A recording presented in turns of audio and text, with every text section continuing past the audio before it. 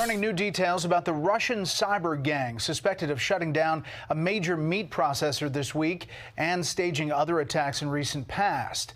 There's also a debate tonight about whether private businesses or the government are most responsible for failing to do enough to prevent them. National security correspondent Jennifer Griffin reports tonight from the Pentagon. Good evening, Jennifer.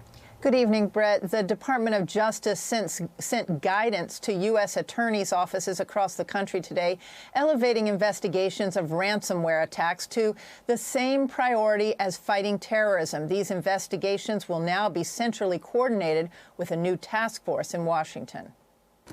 U.S. law enforcement says the Russian-linked cyber gang known as REvil is responsible for the hack on JBS. The group made its presence felt in 2020, releasing 2.4 gigabytes of Lady Gaga's legal documents.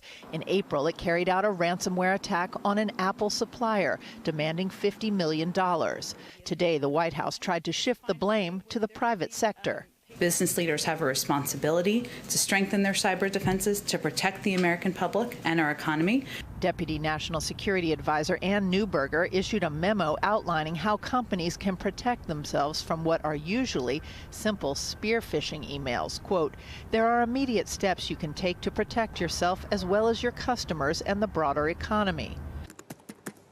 The nation's top cyber experts say the U.S. government has not done enough to deter these attacks. These are criminal groups operating independently, seeking to make money, but they're given sanctuary and protection by the Russian state. We're only seeing the ones that make it into the public eye.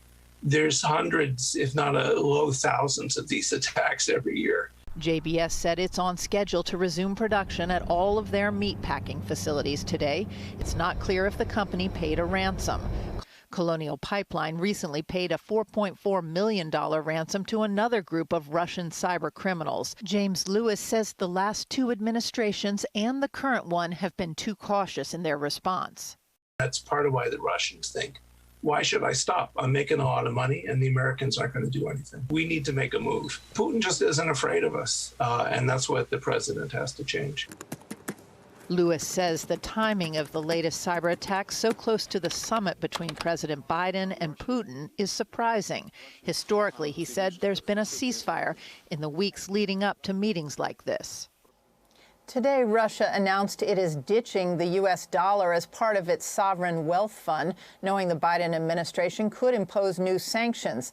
The Justice Department seized 2 internet domains this week used in spear phishing attacks that mimicked email communications from USAID at the State Department. Brett?